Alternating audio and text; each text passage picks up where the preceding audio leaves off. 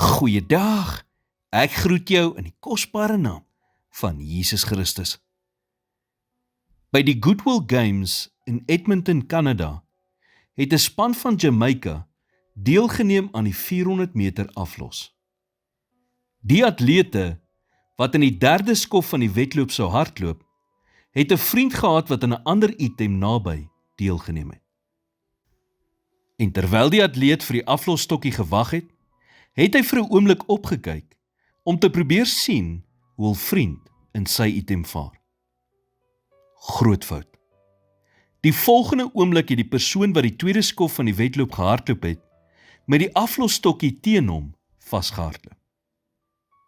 Die span het daardie dag verloor, omdat een van hul atlete op die verkeerde ding gefokus was. In plaas daarvan om op sy eie wedloop te fokus, het hy na iemand andersin gekyk. Na wie kyk jy? Christus of ander Christene? Die kerk is soos 'n geestelike hospitaal. Sy lede is in verskillende stadiums van behandeling, met die doel om heel te word. Dus, as jy na Christene kyk, sal jy soms teleurgesteld wees, maar nooit as jy na Christus kyk nie. In Johannes 21 sê Jesus vir Petrus, dat hy eendag sou ly in sy dood. Toe Petrus dit hoor, draai om na Johannes en vra, Here, maar wat van hom? Petrus het sy lot met Johannes in vergelyk. En Jesus antwoord hom toe in vers 22, As ek wil hê dat hy bly totdat ek kom, wat gaan dit jou aan? Volg jy my? Jesus het vir Petrus gesê, haal jou oë van Johannes af en hou jou oë op my. Mense sal jou teleurstel, net soos jy hulle sal teleurstel.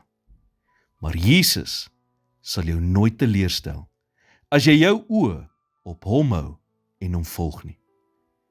Selfs met die beste bedoelings sal mense jou soms seermaak en jy sal hulle seermaak. Maar Jesus sal nooit nie. Hy ken nie net die weg nie, hy is die weg. Soos Corrie ten Boom sê, if you look at the world, you'll be distressed. If you look within, you'll be depressed. If you look at Christ, you'll be at rest. Hemelse Vader, ek kom vandag na U toe en vra vir die genade om my oë op Jesus Christus gefestig te hou. Vergewe my vir die kere wat ek na mense gekyk het vir goedkeuring of toegelaat het dat die dade en woorde van ander my van U pad af weglei. In Jesus naam bid ek dit. Amen.